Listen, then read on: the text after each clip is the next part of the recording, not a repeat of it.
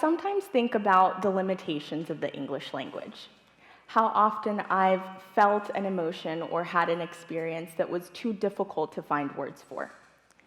And then I think about how this linguistic limitation leaves me feeling alone, isolated, as if I'm the only one who feels how I feel. I recently stumbled across a BBC article by David Robson, which spoke of untranslatable emotions, which are defined by foreign words without a direct English equivalence. In it, he cites Dr. Tim Lomas's positive lexicography project, which aims to identify these words in order to cultivate an experience that would enrich our English-speaking lives. Words like gigil, a Tagalog word which describes the irresistible urge to pinch or squeeze one's cheeks because they are so loved and cherished. Or Iksarpak, an Inuit word that describes the feeling of anticipation while you wait for someone's arrival, and you therefore go to the door or the window to check if they're there yet. As I define these words, you probably thought to yourself, I know that exact feeling, but I never knew there was a word for it. So yes, in that way, there is a dearth in available emotional descriptors within the English language. But we have been able to identify certain terms and concepts that encompass a universal feeling which we can all relate to. And one of those terms is pluralistic ignorance.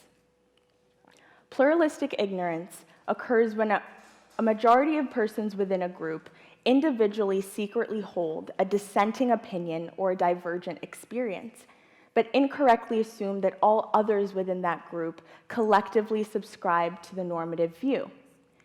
I can say it this way: no one believes, but everyone thinks that everyone believes.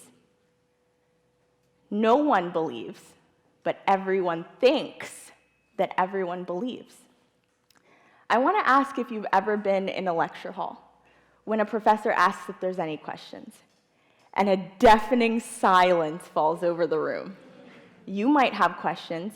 There might be things that you don't quite understand and would like some clarification on. But everybody else is quiet, so they must understand, and you are not going to be the only one to raise your hand and expose your lack of understanding. But as you file out of that lecture hall, you might hear an undercurrent of grumblings from your classmates saying, I have no idea what we covered in class today. Or maybe you've been with a few of your classmates after receiving an exam score, and they ask you what you thought. You say, it went well, I did so great. But you may have struggled. You might even bluff and say that your grade was 10, 20, 50 points higher than it actually was. I know I have, because you don't want to be the odd one out.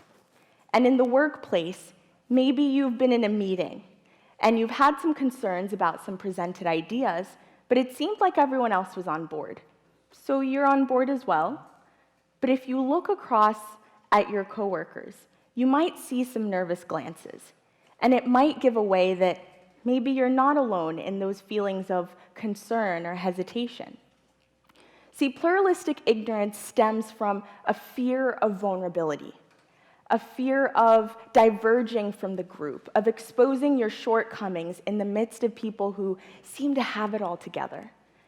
And vulnerability can be terrifying. It leaves us open to potential criticism or rejection. It's understandable to seek solace in community. But when your need to conform to a group is done so at the expense of your authenticity, it chips away at your self-confidence, and it creates a perception of isolation and inadequacy. I was a neuroscience major in college, and any CSD student or STEM student understands the experience of having neurotic classmates. And I'm sure any college student can relate to the experience of neurotic type A classmates. The pursuit of perfection, the highest GPA, the highest GRE or MCAT scores, creates this toxic environment of isolation, inadequacy, constant comparison to others, which breeds depression and anxiety, all under this facade of support, success, and positivity. I can recall chiming in to my classmates about how great I did on that exam, knowing I had failed. And we would all have this facade up until the class average came out, and it's a 50. So clearly somebody's lying. And in that way, I was able to identify those cognitive dissonances. Why were we all telling each other how well we were doing on an exam when the stats said otherwise? Why did I feel like I was the only one battling anxiety or drowning in depression when the queue for the mental health services on campus said otherwise?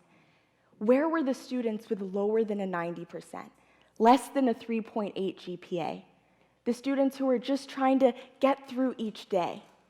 I knew we were there because the averages said so. The percentile threshold said so. The saturated mental health services say so. But in this reflection, I had to admit to myself that I too have succumbed to and contributed to instances of pluralistic ignorance, not only throughout college, but even earlier than that.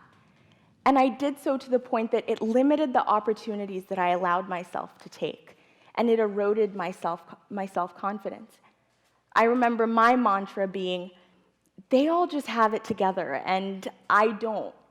And I would say that as I would compare myself to all these students that I was convinced were more confident than I was, smarter than I was, more competent than I was, more focused, more worthy, just more. But a catalyst for a change in that perception came during my senior year of college. I can recall sitting in the research lab where I was conducting experiments for my immunology project, and I received an email from my professor about the National Collegiate Research Conference at Harvard University. So at first I was excited. I mean, I'm conducting research as we speak. I have my preliminary data, and it corroborates my hypothesis. This is the perfect opportunity for me. And then that self-doubt sinks in. I told myself that I didn't even have a 3.5.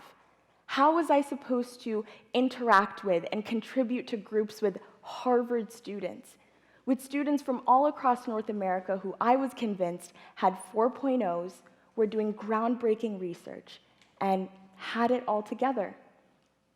But I realized that instead of allowing this constant comparison and self-doubt rob me of another potential opportunity, I was going to challenge those feelings and those thoughts. Why couldn't my project be just as excellent as theirs? My research just as valid? And is it really the case that while I'm redoing failed experiments, every other student has successful, reproducible results on the first try? It's not logical. And besides, what did I have to lose? So I went ahead and I applied. And not only was I selected to present at this conference, my project won third prize in the life science category out of over 100 students.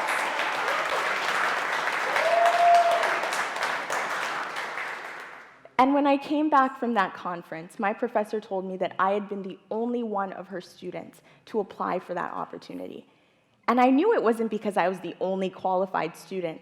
I could name dozens of my classmates who were performing work at the highest caliber. But I'm sure that they wrestled with those same feelings of comparison and inadequacy that I had. And when my professor asked me to talk to my classmates about my experience in class, I noticed that same sequential pattern of excitement followed by trepidation. And then I realized maybe they thought that I'm this research superstar with a 4.0, and that's why I was accepted to this conference, which was a far cry from the case. And this was my opportunity to remove that muzzle of insecurity that perpetuated the very concept of pluralistic ignorance that I resented so much. So I decided to voice my experience and my truth to my classmates. I spoke to them really candidly about myself. Yes, I had been to a research conference at Harvard, and I did well. I had some publications in the pipeline. But I also have a 3.2 GPA, a far cry from a 4.0. And I execute my tasks, I get the job done, but there's some days that I can't even get out of bed. And my victory for that day is just getting into the shower. I constantly compare myself to other people's efforts, and I'm just a work in progress. I was fully prepared for them to scoff at me or shame me for saying this, but I was pleasantly surprised that they confided in me that they've felt that way at one point or another. And so we commiserated, we empathized with one another, and we forged a solidarity that was rooted in this common struggle. And that mask was off. In embracing my vulnerability, I was able to seek out a community that was rooted in empathy, authenticity, and mutual support for one another. But that being said, the steps that I outline are not a magic bullet, even though I personally live by them. Feelings of comparison and doubt and inadequacy still occur in my life like an ebb and a flow that I have to remain mindful of, otherwise I fall back into that same trap. And now, after graduating college and transitioning to the professional world, that transition still elicits those same feelings. But the difference now is that with every identification and challenge of this phenomenon in my life, I regain my confidence, I reshape my perception, and I facilitate greater dialogues within my social network about those feelings of self-doubt that we all have and we face alone, but we don't have to. That being said, I wanted my professional life to echo these transitions in my personal life. And while I applied for jobs, I wasn't only looking at salary or commuting distance or the benefits. I wanted to look at workplace culture. If I was going to spend 8 hours of my day somewhere, it was going to be in a place that was conducive to this mindfulness and this growth. I wanted to work in a place where my shortcomings weren't seen as personal deficits, but of opportunities of growth.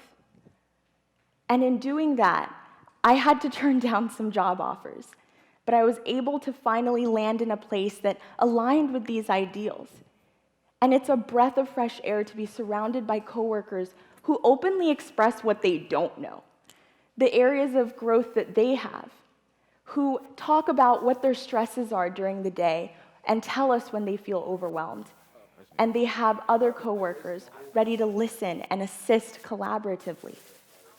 But if this doesn't currently describe your workplace, I want you to remember that workplace culture is not this rigid box which we all fit into. It's a dynamic, organic atmosphere that we all contribute to. So I want to challenge you. Next time you're in a meeting, voice those concerns. Or maybe even better yet, present your own idea. Take that opportunity. If a coworker asks you how you're doing, don't use the euphemism we all use. It's going. Speak honestly about what your stressors are for that day, what your challenges are, and what your difficulties are. Because those conversations may be more meaningful than you think. That aura of authenticity that you initiate might have a ripple effect. So I urge you to reflect on your own life in all areas and think of times where you felt like you were the only one who didn't grasp a concept fast enough, the only one who felt awkward or anxious in a social setting, in the midst of people who seemed to move in and out of that setting with ease. The time where you felt like you fell short or that you weren't as successful as you wanted to be. Because I guarantee that someone else is looking at you and your efforts and comparing themselves to that. So step out in honesty about your feelings of shortcoming or unsuccess or doubt about yourself, and do that to trusted people around you. In embracing this vulnerability instead of fearing it, you might just find that your perception of it is reshaped. So I want to end with this partial quote by Marianne Williamson, which has been the thread weaved throughout the fabric of my experiences. As you let your own light shine, you unconsciously give others permission to do the same. As we are liberated from our fear, our presence automatically liberates others. Thank you.